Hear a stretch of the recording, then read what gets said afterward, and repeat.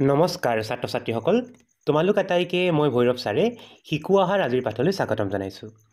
আজি আমি আলোচনা কৰিম সপ্তম শ্ৰেণী গণিতৰ প্ৰথম অধ্যায় অখণ্ড সংখ্যা, আৰু এই পাঠৰে আজি আমি অনুশীলনী 1.1ত থকা 17 নম্বৰ প্ৰশ্নটো আমি আলোচনা কৰিম।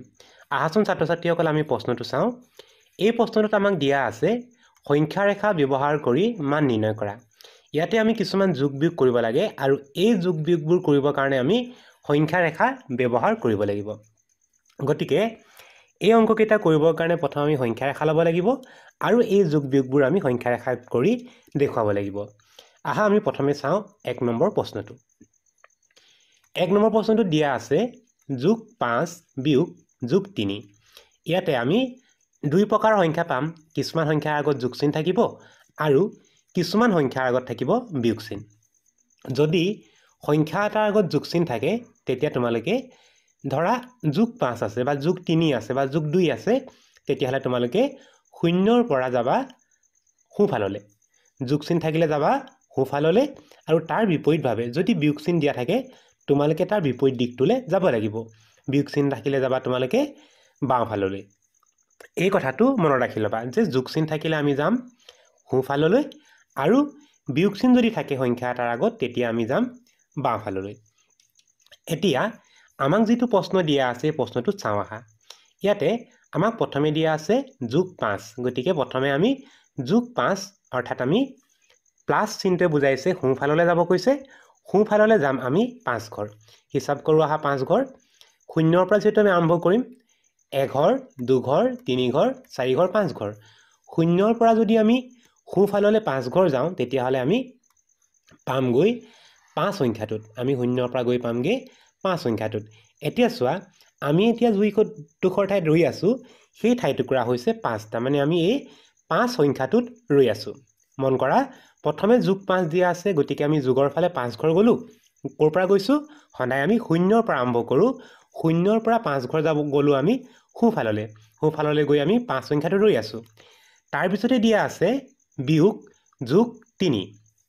এতিয়া কি হ'ব চোৱা, আমি অলপ আগত কৈছিলোঁ যে যোগ চিন থাকিলে কোনফালে যাব লাগে? সোঁফাললৈ যাব লাগে। কিন্তু এই 3 যোগ বা যোগ 3টোৰ আগত কিন্তু এটা বিয়োগ চিন দি থোৱা আছে।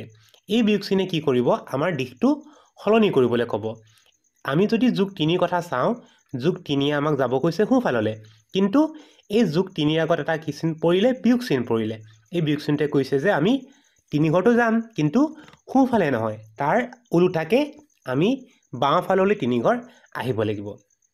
এতিয়া আমি যিহেতু 5টোত ৰৈ আছোঁ, এতিয়া 5ৰ পৰা আমি 3 ঘৰ বাওঁফাললৈ আহিব লাগিব। হিচাপ কৰোঁ ক'ত পামগৈ?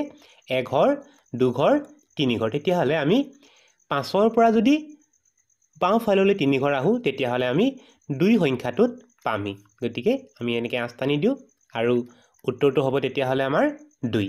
গতিকে যিটো প্ৰশ্ন দিয়া আছিলে যোগ 5 বিয়োগ যোগ 3, ইয়াৰ উত্তৰটো হ'ব 2। উত্তৰটো হ'ব 2। এইবাৰ আমি চাওঁ আহা 2 নম্বৰ প্ৰশ্নটো। ইয়াতো একেধৰণে দিয়া আছে। এটা দিয়া আছে আমাক যোগ 6 আৰু এটা দিয়া আছে বিয়োগ 5। প্ৰথম সংখ্যাটো হৈছে যোগ 6, গতিকে 0ৰ পৰা আমি আৰম্ভ কৰোঁ। 0ৰ পৰা আমি যোগ চিন থকাৰ কাৰণে যাব লাগিব সোঁফাললৈ। সোঁফাললৈ যাব লাগিব 6 ঘৰ, আৰু সোঁফাললৈ যদি 6 ঘৰ যাওঁ আমি গৈ ক'ত পামগৈ? 6 সংখ্যাটোত পামগৈ। সোঁফাললৈ 6 ঘৰ গ'লে আমি পামগৈ 6 সংখ্যাটোত। এতিয়া আমি 6 সংখ্যাটোত ৰৈ আছোঁ। তাৰপিছতে চোৱা কি ক'লে আমাক। তাৰপিছতে কৈছে যোগ বিয়োগ 5। এইবাৰ আমি কি কৰিব লাগিব? বিয়োগ 5 ঘৰ যাব লাগিব। আৰু চোৱা, বিয়োগ 5ৰ আগত দিয়া আছে এটা যোগৰ চিন। যোগৰ চিনে কোনো বাধা নিদিয়ে। যিহেতু আমাৰ বিয়োগ 5 আছে, গতিকে বিয়োগ 5এ কি কয়? বিয়োগ 5এ কয় যে আমি বাওঁফাললৈ যাব লাগে। গতিকে আমি বাওঁফাললৈ 5 ঘৰ ঘূৰি আহিম। 5 ঘৰ গ'লে কি পাম চাওঁ আহা। যিহেতু 6ত ৰৈ আছোঁ, 6ৰ পৰা 5লৈ গ'লে 1 ঘৰ 2 ঘৰ 3 ঘৰ 4 ঘৰ 5 ঘৰ।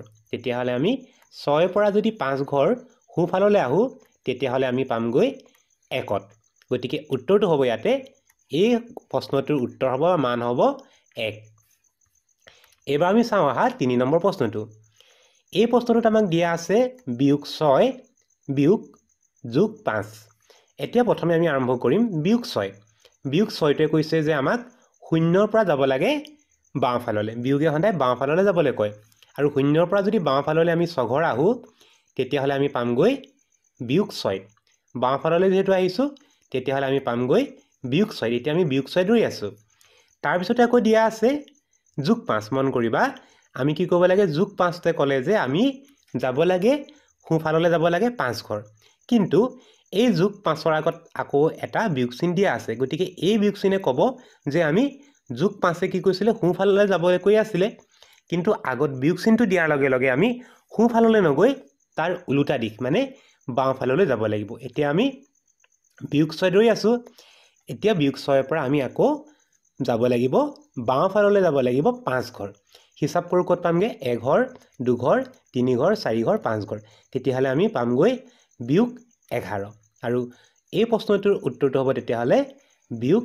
11 3 নম্বৰ প্ৰশ্নটোৰ উত্তৰটো হ'ব বিয়োগ 11 আমি ইয়াত পাতি দিম বিয়োগ 11 এবাৰ আমি চাওঁ আহা আজি আলোচনা কৰিব লগা একেবাৰে শেষৰ প্ৰশ্নটো ইয়াতে আমাক দিয়া আছে প্ৰথমে দিয়া আছে বিয়োগ 8 গতিকে শূন্যৰ পৰা আমি 8 ঘৰ বাওঁফাললৈ যাম আৰু বাওঁফাললৈ গ'লে আমি পামগৈ বিয়োগ 8 কৰি যেটো গৈছোঁ বিয়োগ 8ত পালোগৈ তাৰপিছত কোৱা আছে বিয়োগ 3 এবাৰ আমি আকৌ বাওঁফাললৈ যাব লাগিব 3 ঘৰ বাওঁফাললৈ 3 ঘৰ যাব লাগিব যেহেতু আকৌ যোগ চিন দিয়া আছে যোগ চিনে কোনো বাধা নিদিয়ে যোগ চিনে কি কয় পিছত যিটো সংখ্যা আছে আমি যিটো সংখ্যা আছে আৰু সংখ্যাটোৰ আগত যিটো চিন আছে সেই চিনৰ নিয়ম মতে আমি যাম যেহেতু 3ৰ আগত বিয়োগ চিন দিয়া আছে গতিকে এবাৰ আমি আকৌ বাওঁফাললৈ 3 ঘৰ যাম এঘৰ দুঘৰ 3 ঘৰ এতিয়া আমি পালোগৈ বিয়োগ 11 এতিয়া 8ত আছিলোঁ 8ৰ পৰা আকৌ 3 ঘৰ যদি বাওঁফাললৈ যাওঁ উত্তৰটো পাম বিয়োগ 11 গতিকে 4 নম্বৰ প্ৰশ্নটোৰ উত্তৰটো হ'ব বিয়োগ 11 ছাত্ৰ ছাত্ৰীসকল আজিৰ পাঠটি ইমানেই আছিল আজিৰ পাঠটি ইমানতে সামৰিছোঁ নতুন এটি পাঠৰ আলোচনাৰ সৈতে তোমালোকক পুনৰ লগ পাম বুলি আশা ৰাখিলোঁ নমস্কাৰ